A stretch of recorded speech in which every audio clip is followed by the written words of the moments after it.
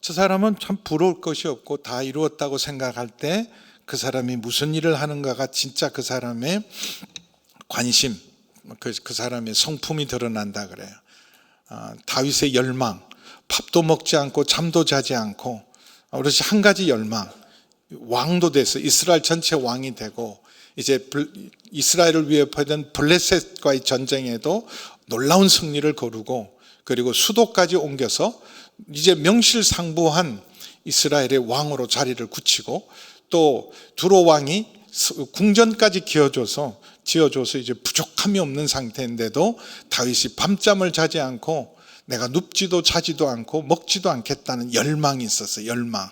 무엇에 대한 열망인가? 법궤를 찾아서 하나님 앞으로 모시겠다라는 그 열망 때문입니다. 우리 시편 132편을 보겠습니다.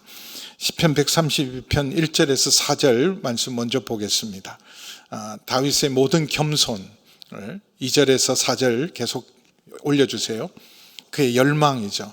맹세까지 합니다. 내가 하나님 야곱의 전능자의 서원을 해서 3절 4절 내 장막집에 들어가지 않고 궁궐에서 내가 들어가지 않고 침대에서 편히 자지 않겠습니다. 내 눈으로 잠들게 하지 아니하며 내 눈꺼풀로 졸게 하지 아니하기를. 뭘 위해서? 도대체 뭐 때문에? 5절 6절이에요. 법궤를 찾아서 야곱의 처소 곧 야곱의 전능자의 성막 법궤를 발견하기까지 하리다. 그러다가 정말 발견합니다. 도대체 법궤가 뭐길래, 또 법궤가 어쩌다가 당연히 성막에 있어야 될 법궤가 어디로 갔길래 이렇게 다윗이 밤잠도 자지 않고 먹지도 않고 이렇게 왕이 되어서 온 나라를 뒤지고 있었나?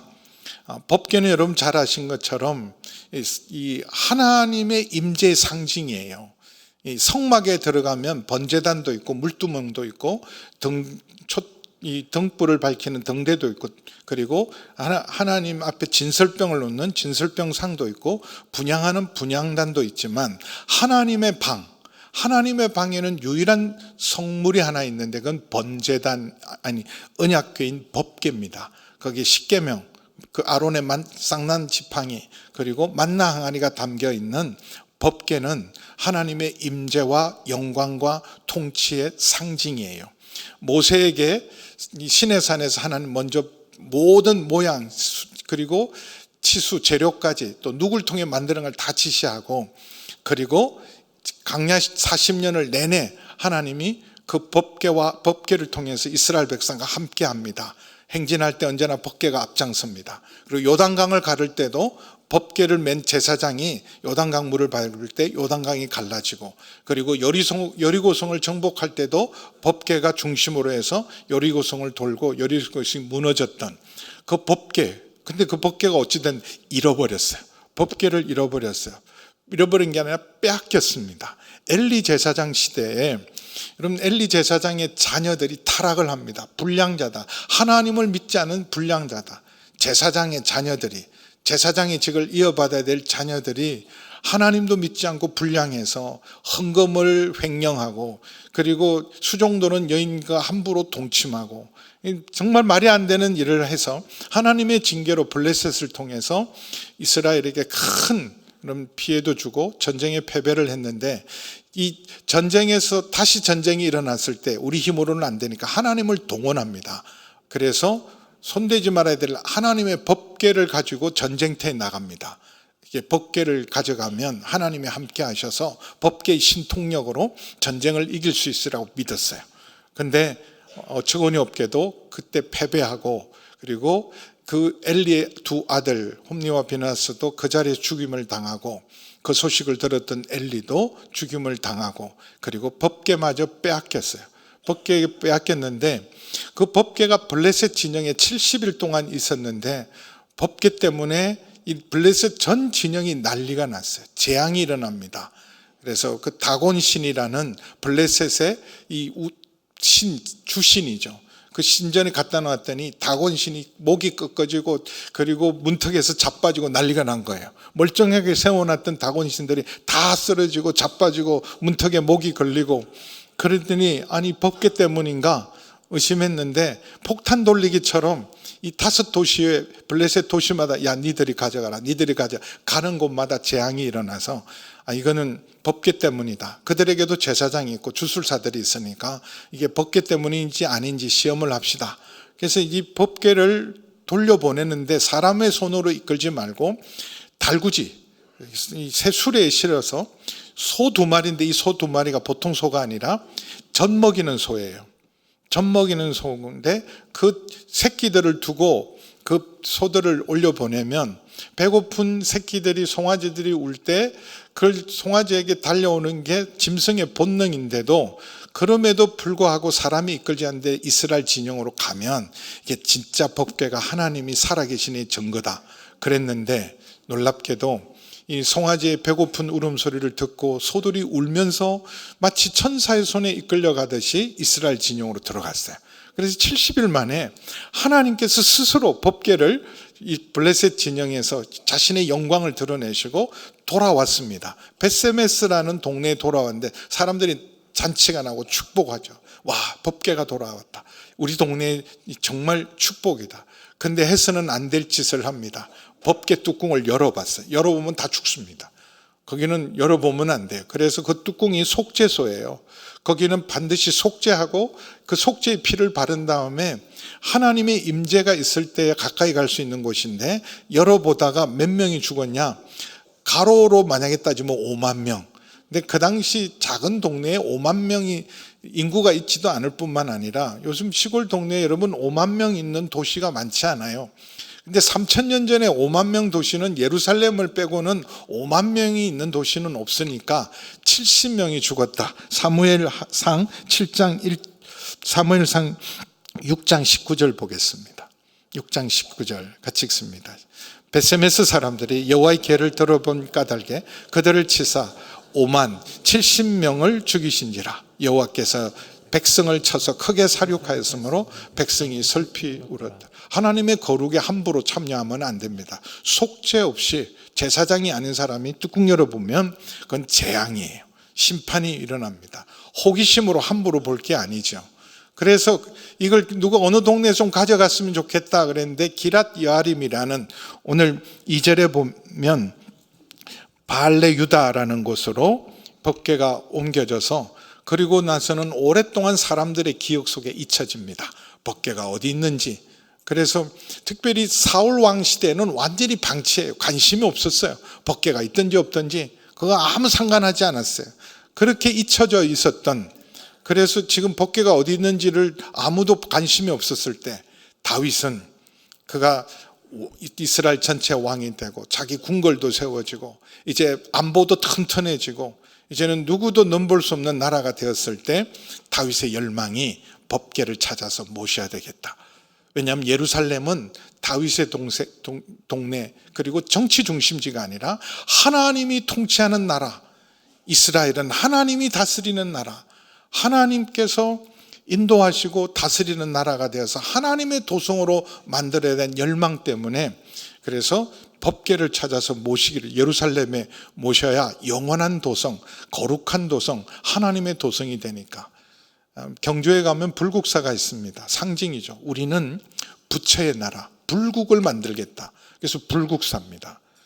그리고 조선시대에는, 여러분, 조선시대에는 성리학이 나라의 근간이고 이념의 바탕이니까, 정치 철학이었으니까, 삶의 윤리의 중심이었으니까 성균관을 만들었어요. 성균관, 지금은 성균관 대학이 되어 있지만 그 당시 성균관도 일종의 대학입니다. 그래서 대제학, 성균관대 총장, 지금은 서울대 총장이죠. 대제학을 통해서 유교를 가르치고 유교로 나라의 근간을 삼기 위해서 성균관을 이렇게 서울에 둔 것처럼, 다윗은 이 나라는 하나님이 다스리는 나라, 다윗의 나라가 아니다. 그거 얼마 가겠냐? 다윗의 도성 얼마 가겠냐? 근데 이것이 하나님이 통치하는 하나님의 나라, 하나님의 도성, 거룩한 성이 되니까 지금 3,000년이 지나도 여전히 예루살렘은 하나님의 도성으로 중심이 되어 있습니다. 그 열망 때문에 모시고 오기 위해서 드디어 찾았고, 그걸 모시고 오기 위해서 6장 1절에 보면 정예병 3만 명의 호송부대, 어마어마하죠. 300명도 충분할 것 같은데 3만 명을 정예병을 동원을 하고, 그리고 궤를 메어 오는데 3절에 보면 그들은 하나님의 궤를 새 수레에 싣고 산에 있는 아미나답의 집에서 나오는데 아미나답의 아들 우사와 아효가 그 새 수레를 몰면서 5절에 보겠습니다. 어마어마한 행진, 아주 국가적인 행사, 다윗이 왕이 되어서 왕적이시기에도 없었던 엄청난 대국민적, 대국가적인 엄청난 행렬이 프레이드가 이루어집니다. 법궤가 옮겨지는 어마어마한 프레이드가 5절 함께 읽습니다. 다윗과 이스라엘 온 족속은 잣나무로 만든 여러 가지 악기와 수금과 비파와 소고와 양금과 재금으로 여호와 앞에서 연주하더라. 이런 엄청난 축제, 국가적인 축제, 온 나라가 기뻐서 지금 법궤의 행차를 하는데 돌발 상황이 일어나요. 사고가 일어납니다. 비상사태죠, 갑자기. 6절에 보면 나곤의 타작마당에 이르렀을 때, 원래 그 기랏 여아림에서 여리고로 올라가는 언덕길이에요. 쭉 언덕길을 한 30km 올라가는 길입니다. 근데 그 길이 길이 똑바른 신당로가 있는 것도 아니고 길이 꾸불꾸불하고 위험한데 조심조심 오다가 타작마당은 광장이에요. 타작마당은 넓은 곳입니다. 제일 그래도 이제는 편안한 길이에요. 안전한 길에 왔는데 그동안 어려운 길도 잘 오던 이 소들이 펄쩍펄쩍 뛰었어요. 마치 앞에 천사가 칼을 빼들고 있는 것처럼. 이전에 발람의 나귀가 그랬어요. 이스라엘을 저주하기 위해서 어마어마한 돈을 받고 모압 왕 발락의 부탁을 받고 갔는데, 아니 멀쩡하던 나귀가 자꾸 길 옆으로 붙고 벽으로 붙고 또랑으로 가고 이러니까 막 팼어요. 이것이 정신이 있냐 그랬더니 갑자기 나귀가 말을 해요. 근데 야, 내가 언제 이런 적이 있냐, 지금 우리를 죽이려고 칼을 빼던 천사가 있어서 그런 걸.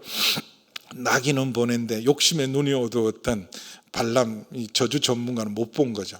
마치 지금 이런 소들 앞에 칼을 빼던 그런 천사를 본 것처럼 펄쩍 뛰었을 때, 그걸 일단은 우사가 옆에서 이렇게 인도하고 있다가 아효는 앞에서, 우사는 바로 법궤 옆에서 하다가 법궤가 흔들리니까 그걸 붙잡았어요.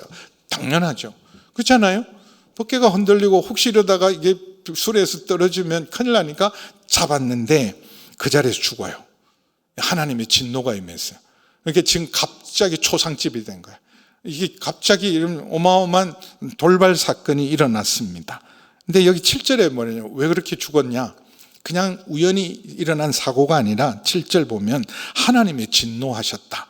여호와 하나님이 우사가 잘못함으로 말미암아 진노하사 그를 그곳에 치시니 그가 거기 하나님 궤 곁에서 죽었다. 뭘 잘못했는데요? 자연스러운 반응이잖아요. 수레가 흔들리고 이러다가 법궤가 떨어질지도 모르니까 그걸 손을 댔어요. 근데 처음부터 잘못했어요. 처음부터. 뭘 잘못했냐? 3절에 보면 법궤를 어디다 실어요? 수레에다가 실었어요. 이건 우상을 옮기는 거예요. 세상의 우상들은요, 다 만들고 수레에 실어서 옮겨요. 근데 하나님의 임재와 영광의 상징인 법궤는요, 반드시 제사장들의 어깨에 매야 합니다. 우리 자료화면 잠깐 보겠습니다. 이렇게 자료화면 보여주세요. 저게 이제 법궤고, 우리 강대상만 합니다. 1m 20에 60에 60이니까. 그 다음 지나가 보세요. 저렇게 이제 제사장들이 직접 매야 돼요. 근데 저렇게 매면 또 안 돼요. 저렇게 보이듯이 매면 아니고 반드시 저렇게 덮어야 돼요. 이 사람들에게 노출될 때는 저렇게 법궤가 다 보이게 하는 게 아니라 저렇게 하나님이 포장을 해서 다 이렇게 헝겊으로 덮어서 이렇게 옮기게 합니다. 저게 옮기는 법인데 수레에 태웠어요. 그러니까 우상처럼 한 거예요. 내가 관리하고 돌보고 주관할 수 있는. 그래서 옆에 가면서 얼마나 우쭐대, 자기가 어색해. 나 법궤 관리자야. 법궤를 내가 주관하는 자야. 내가 법궤를 돌보는 관리 책임자. 하나님의 관리 책임자. 하나님을 돌보는. 근데 우리도요, 하나님을 여러분 전통이라든지 규정이라든지 특별히 예배를 드릴 때도 프로그램에다가 하나님을 딱 제한해요. 요렇게만 해라. 전통에다가 하나님을 이렇게 상자에 가두고, 전통이라는 상자에. 그리고 여러분 우리가 흔히 말하는 그 교회 규정에다가 이렇게 말하고, 프로그램, 어떨 때는 큐시트에다가 딱 하나님을 가둬요. 그리고 그것 이상으로 하는 것은 사람들이 다 비판하고, 그래서 그렇게 여러분 전통이란 상자 속에 넣어두고 내가 관리하고 주관하고, 그리고 내가 내 마음대로 움직일 수 있는 분이 하나님으로 생각하는 일에 대해서 하나님이 옐로 카드가 아니고 바로 레드 카드를 낸 거예요. 지금 이제 하나님 중심의 나라, 하나님이 다스리는 나라, 예배하는 나라가 되고 제사장 나라가 될 때 하나님을 바르게 섬겨야 되는데, 사람들이 자기가 만든 방식으로 자기 마음대로 세상 방식으로 우상을 섬기듯이 하나님 섬기는 일에 대해서 강력하게 경고했어요. 이때 바로잡지 않으면 앞으로는 더 하나님을 섬길 때 여러분 말씀대로 섬기는 게 아니라 순종으로 섬기는 게 아니라 내 편의대로, 그리고 내가 전통을 만들고 규정을 만들어서 그렇게 그 전통이란 상자 속에, 규정이란 상자 속에 가두어서 하나님을 섬기는 그 섬김이 우리 속에도 너무 많아요. 저 같은 사람이 특별히 위험하죠. 예배를 드릴 때 이렇게 하나님을 관리 책임자, 예배 관리자, 예배를 주관하는 자, 그래서 예배를 정말 하나님 앞에 어린아이처럼 기뻐 뛰면서 이 자리에 있어도 저는 예배자로 서야 되는데 예배 주관자가 관리자가 되어서 왜 졸고 있지? 이렇게 은혜스러운데 왜 졸고 있냐? 성가대는 왜 성가대를 하고 또 조실까? 뭐 이러면서 모자들은 왜 쓰고 예배를 드리실까? 어떤 제가 이전에 청년한테 제가 할 말이 없어요. 모자 쓰고 왔는데 모자는 좀 벗는 게 좋지 않겠냐? 어딜 가면 다 어른 앞에서나 누구 앞에서 모자 벗지 않냐? 그랬더니 목사님 안경 쓰셨잖아요. 그렇지? 안경 왜 쓰셨는데요?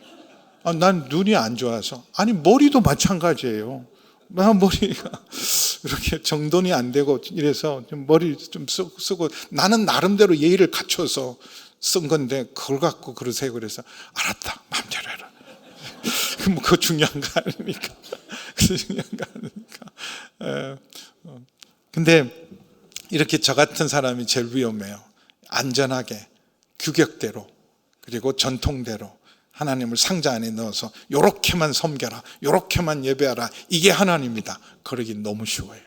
그래서 자꾸 개혁대로 말씀대로 돌아가야 되는 거예요. 근데 처음에 영문을 몰랐죠. 이렇게 진심으로 정말 모든 힘을 다해서 내가 왕이 될 때도 이런 행사를 하지 않았고 이런 행진을 한 적이 없고 모든 진심과 전심으로 하나님의 성으로 만들기 위해서 내 이름으로 정치 중심적으로 만들고 종교 중심적으로 다른 도시에도 만들 수 있는데 하나님의 영광을 위해서 한 일에 하나님 어떻게 이럴 수가 있어요. 그래서 사실 충격을 받았던 것은 모든 이스라엘 백성이 충격이죠. 와, 이랬는데 하나님이 진노가 임했다. 다윗을 기뻐하지 않고 우리를 기뻐하지 않나. 그런 생각도 해서 다윗이 8절에 보면 분하여, 거절감과 실망감 때문에 분하여 베레스 우사, 그 지역 이름 나곤의 타작마당이 아니라 베레스를 쳐서 죽인 자리, 아주 이름을 그냥 썼어요. 그리고 9절 보겠습니다. 9절 다윗이 이걸 어떻게 해석했냐 하면, 다윗이 그날에 여호와를 두려워하여 이르되 여호와의 괴가 어찌 내게로 오리요. 하나님이 내가 나를 왕을 세워주는 한이 있더라도 하나님이 나와 함께 하기는 원치 않는구나. 그런 섭섭함과 거절함, 누구보다도 주님을 사랑했던 사람인, 밥도 먹지 않고 잠도 자지 않고 법궤를 찾아서 하나님의 성으로 영원한 도성으로 만들기 위한 그 노력도 몰라줘서 정말 거절감과 분노와 섭섭함과 그것 때문에, 그래서 10절에 보면 아예 포기하고 오벳에돔, 가드 사람 오벳에돔의 집에 저쪽에 갖다 놔 그랬는데, 문제는 그럼 가드 사람 오벳에돔 대단한 사람 아니죠. 사실 이걸 그냥 글자 그대로 읽으면 가드 오벳에돔, 에돔은 이 사람의 근본 핏줄은 에스의 후예인 거예요. 그러니까 이런 사람 집에 가면 복을 받지 않고 힘들지 않을까, 재앙이 일어나지 않을까 했는데 3개월 동안 이 집이 하는 일마다 잘 되고 복이 나서 온 나라에 알려진 거예요. 오벳에돔의 집이 복을 받았대. 여호와의 괴를 모신 다음부터 저 집에 하나님이 어마어마한 복을 줬대. 뭐 정시 오르고 집값 오르고 애들은 다 직장이 갑자기 직장이 열리고 뭐 애들 시집장가 다 가고 오 마이 갓. 그러니 이게 온 사람 집에 복을 주니까 여호와의 계로 말미암아 복을 받았습니다. 그 순간 듣는 순간 이게 그러면 다시 국정조사를 하자. 이게 뭐가 잘못됐는지. 이게 그냥 문제가 이게 최선을 다하고 전심을 다했는데 그래서 전문가를 부릅니다. 뭐가 잘못됐냐? 말씀을 들여다보니까 아까처럼 수레에 옮기면 안 되고 손대면 안 됩니다. 반드시 제사장, 성별된 제사장이 어깨에 메고 옮겨야 됩니다. 그래서 15절, 죄송해요. 역대상 15장에 이렇게 15장 2절 3절 보겠습니다. 역대상 다윗이 이르되 레위 사람 외에는 하나님의 궤를 맬 수 없나니 이제 깨달은 거예요. 여호와께서 그들을 택해서 여호와의 궤를 메고 영원히 그를 섬기게 하셨습니다. 다윗이 이스라엘 온 무리 예루살렘 다시 모았어요. 여호와의 궤를 그 마련한 곳으로 메어 올리고자 하여 지나가서 12절부터 보겠습니다. 12절. 자, 보세요. 다 몸을 깨끗이 하라. 이 법궤를 칠 사람들, 그리고 메고 올라가야 된다. 수레에 쉬는 거 안 된다. 13절. 왜냐하면 문제를 확인했거든. 같이 읽습니다. 시작. 전에는 너희가 매지 아니하였으므로 우리 하나님 여호와께서 우리를 찢으셨으니 이는 우리가 규례대로 말씀대로 그에게 구하지 아니하였습니다 하니, 이에 제사장과 레위 사람들이 이스라엘 하나님 여호와의 궤를 메고 올라가려 하여 몸을 성결하게 하고, 모세가 여호와의 말씀을 따라 명령한 대로 레위 자손이 채 하나님의 궤를 깨어 어깨에 매니라. 다시 자료화면 보겠습니다. 자료화면 잠깐 보여주세요. 곧 다시 지나가 보세요. 그 다음 저렇게 다윗이 이렇게 이제 제대로 메고 제대로 법대로 말씀대로 옮깁니다. 그 다음 유명한 저 그림을 그린 유명한 명화가 있습니다. 굉장히 유명한 그림입니다. 저렇게 온 백성이 다시 기뻐하고 어깨에 이렇게 메고 비파와 함께 다윗은 춤을 추면서 날아갑니다. 춤추는 다윗. 14절에 다윗이 여호와 앞에서 힘을 다하여 춤을 추는데, 이건 그때는 다윗이 왕복도 내려놓고 베옷을 입고, 그리고 왕복도 내려놓고 하나님 앞에 적당히 춤을 춘 게 아니라 힘을 다해서 춤을 췄어요. 여러분은 언제 춤춰 보셨어요? 어디서 춤추세요? 클럽에 가서? 옛날엔, 요즘은 그런 일이 없어요. 요즘 이런 막 날씨가 좋으면 묻지마 관광버스에 타가지고 막 차 안에서도 막 그리고 뭐 모르는 남자 여자끼리 막 붙들고 막. 근데 하나님 앞에서 춤춰 보신 적이 있으세요? 우리도 이런 워십팀이 있었는데, 그잖아. 하나님 앞에 정말 우리 몸으로, 춤으로, 찬양으로 하나님 앞에. 주일학교 때는 다 했는데 어른이 되고 우리 막 이렇게 춤추고, 만약에 제가 여기 막 춤추면서 찬양했으면 저 목사 왜 저래 채신머리 없이, 좀 경건하고 엄숙하고 권위 있게 해야지. 저게 뭐야? 근데 춤추는 다윗, 하나님 앞에.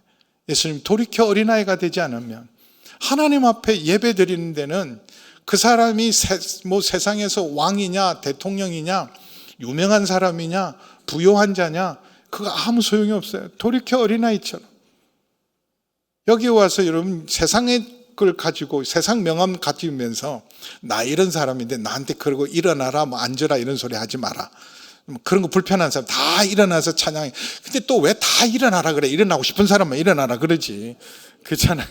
일어나. 왜 또 다 손 들라 그래? 손 들고 싶으면 드는 거고 안 들고 싶으면 안 드는 건데, 근데 어쨌든 일어나라 그러면 난 좀 가오가 있지. 내가 일어나게 해야 되나? 손 들으라 그러면 내가 뭘 재졌냐 벌 쓰냐? 왜 손을 들라 그래? 그래도 50견 때문에 그러잖아요. 어깨가 아파 죽겠는데 이걸 들라고. 여기도 보면 그래도 내가 누군데, 내가 어떤 사람인데. 다윗은 왕이에요. 춤추는 다윗처럼 춤을 추면서 여호와를 즐거워하래. 그런 예배 한번 드렸으면 좋겠어요. 주일날 한번 이런 걸 해서 그냥 춤추고 찬양하고 기뻐하고 한번 해보면 진짜 달라요. 지난 화요일날 우리 그 클래식 하는 사람들을 예배자로 만들기 위해서 진짜 길었어요. 2시간 반이나 했어요. 엄청 길게 했어요. 근데요, 전 최근에 제가 있었던 자리 제일 행복하고 제일 감사한 자리였어요. 찬양이 얼마나 좋은지. 그 김기훈 씨 찬양할 때 천사들도 귀 기울여 듣겠다. 그 정도로 춤추고 찬양하고, 이게 얼마나 기쁜 자리입니까? 그래서 모든 사람이 다 춤추고 기뻐하는 이때 못마땅한 딱 한 사람이 있었어요. 여기도 보면 이런 저처럼 예배를 주관하고 관리하고 하나님을 관리 책임자로 섬기고 예배하는 사람이 있는가 하면 기뻐 춤추며 그렇게 진심으로 예배하는 사람이 있고, 아주 못마땅한 눈으로 보는 그런 사람이 있어요. 누구냐면 미갈입니다. 다윗의 부인인데 16절 보겠습니다. 16절 같이 읽습니다. 시작. 여호와의 괴가 다윗성으로 들어올 때 사울의 딸 미갈이 창으로 내려다보면서 다윗 왕이 여호와 앞에서 뛰놀며 춤추는 것을 보고 심중에 그를 업신여기다. 여기 다윗의 부인이라고 그러잖아요. 다윗의 부인 중에 부인이, 부인이 여러 있어도 진짜 첫째 부인 아닙니까? 왕비 중에 왕비죠. 그리고 그가 아들을 낳았으면 후계자 중에 후계자가 되었을 겁니다. 남편을 제일 잘 아는 사람일 거 아니야. 왜 저렇게 춤추는지, 왜 저렇게 기뻐하는지. 근데 뭐라고 생각했냐면, 채신머리 없이, 왕인데 왕이 저렇게 어린아이처럼 채신머리 없이 저러면 돼? 왕과 공주가 하나님 앞에서 하나님의 예배드리는 것도 중요한 거예요. 채신머리 없이 왕은 저러면 안 되는데 근엄하게 자기 채신을 지키면서 해야지. 저게 무슨 짓이야? 그래서 여기 미갈, 사울의 딸이라, 사울의 영성이죠. 여러분, 하나님이 기뻐하는 걸 기뻐하고 하나님이 중요하게 생각하는 걸 중요하게 생각하고, 그게 진정한 영성이에요. 근데 부부가 하나 되려면 중요하게 생각하는 게 똑같아야 돼요. 남편이 중요하게 생각하는 걸 아내가 중요하게 생각하고, 아내에게 소중한 걸 남편도 소중해야 돼요. 근데 생각이 다 달라 싸우잖아요. 예배를 꼭 드려야 돼. 이런 연휴에, 이 좋은 날에 매일 드리는 예배인데 한 주쯤 빠지면 어떠냐고. 꼭 이렇게 예배 드리고 이 애매한 시간에 중간에 박혀갖고 말이야. 안 그러면 목요일부터 지금 화요일까지 만방으로 놀 건데 주일 예배 드려야 된다고, 예배는 드리고 놀아야 된다고, 그래가지고 1박 2일 이렇게 피곤하게 만드냐고. 그래가지고 싸우고, 지금 표정 안 좋은 부부가 혹시 없는지 모르겠어요. 여러분, 진짜 부부가 한마음 되면 아내가 기뻐하는 걸 남편도 기뻐하고, 남편이 기뻐하는 걸 아내가 기뻐하고, 제가 춤추는 것에 함께 춤출 수 있고, 그래 춤추는데 손가락질하면 이 부부가 아닌 거예요. 여기서 다윗과 미갈은 여기서 관계가 완전히 단절됩니다. 도저히 함께 할 수 없는 사람이죠. 근데 이렇게 그냥 마음으로 생각하면 되는데, 다윗이 이제 너무 감사한 마음으로 하나님께 제사 드리고 백성들을 축복하고 백성들에게 떡과 건포도 떡도 나눠주고 고기도 나눠주고 다 축복하고 돌려보내고, 마지막으로 자기 집에 와서 자기 집을 축복하러 들어왔는데 문 딱 열자마자 아유 수고했어요, 얼마나 좋으세요, 그래야 되잖아요. 근데 꼴 좋다. 그게 뭐야? 뭐한 짓이야? 그게 진짜 그렇게 한 거예요. 20절 보세요. 여러분, 고춧가루 뿌리는 가족이 안 되기를 축원합니다. 20절 우리 함께 읽습니다. 시작. 축복하러 돌아오며 사울의 딸 미갈이 나와서 다윗을 맞으며 이르되, 이스라엘 왕이 오늘 어떻게 영화로우신지, 방탕한 자가 염치 없이 자기의 몸을 드러내는 것처럼 오늘 그의 신복의 계집종의 눈앞에서 몸을 드러내셨도다. 아니, 그냥 마음으로 있어도 쓰는데 그걸 또 말을 해요. 막 교인들은 은혜 받았습니다. 근데 부인은 제발 좀 짧게 해라, 짧게. 길게 하면 은혜가 안 된다. 우리 아내가 늘 하는 말이야. 좀 격려라도 좀 해주지. 다른 사람은 좀 죽을 썼다 그래. 아우, 당신 정말 최고야, 정말 잘했어. 그래야 되는데.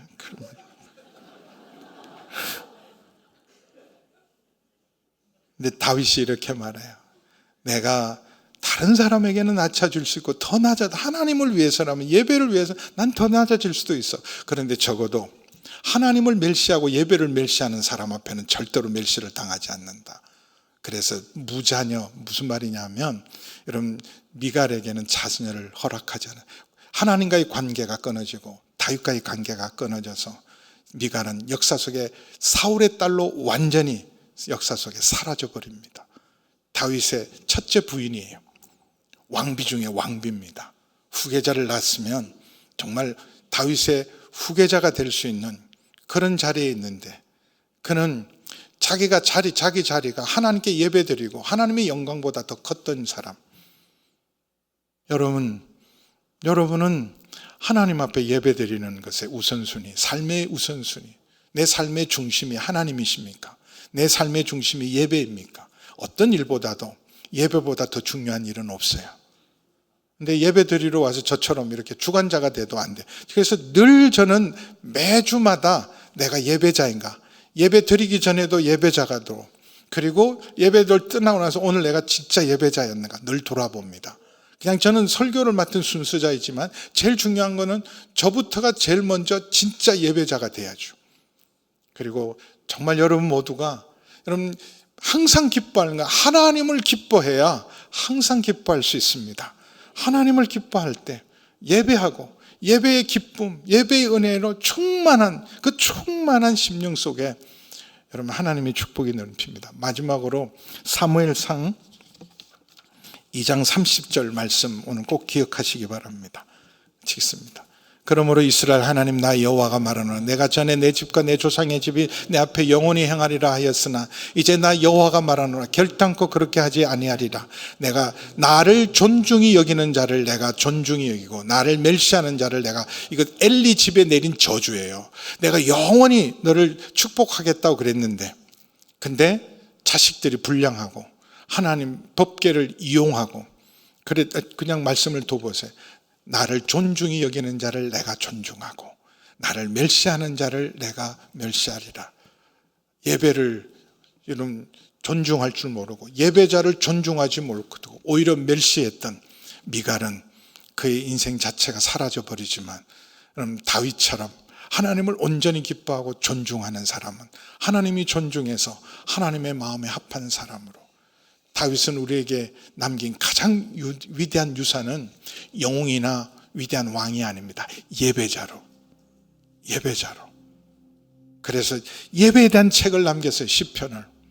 그리고 예배에 대한 열망, 예배가 얼마나 중요한지, 다윗을 다기되게 위한 당신의 첫 번째 힘이 뭡니까? 예배입니다. 하나님 앞에 저는 예배자입니다. 우리 모든 가족들이 하나님께 예배함으로 하나님이 중요하게 생각하는 걸 똑같이 중요하게 생각하고, 하나님이 기뻐하는 것을 부부가 온 가족이 함께 기뻐하는 가정, 복된 가정, 하나님의 가정입니다. 그래서 오늘도 말씀대로 여러분 전심과 진심과 열심보다 중요한 게 있어요. 순종이에요. 말씀대로 진심과 최선을 다했지만 하나님 말씀대로 하지 않으면 그건 다 아무것도 아닙니다. 근데 여러분 진심과 열심보다 하나님 말씀에 순종하고 존중하는 날을 통해서 오늘도 하나님의 축복과 은혜가 흘러넘칠 줄 믿습니다. 기도하시겠습니다. 아버지 하나님, 나를 존중히 여기는 자를 내가 존중하고 나를 멸시하는 자를 내가 멸시하리라. 하나님, 다윗처럼 온전한 예배자가 되기를 원하고 주님 앞에 기뻐 춤추는 하나님의 사람들 되게 하여 주옵시고, 우리 온 가족이 하나님 아버지, 하나님이 기뻐하는 걸 함께 기뻐하고 하나님이 중요하게 생각한 것을 함께 중요하게 생각하는 믿음의 가정 되게 하여 주옵소서. 예수님의 이름으로 기도하옵나이다.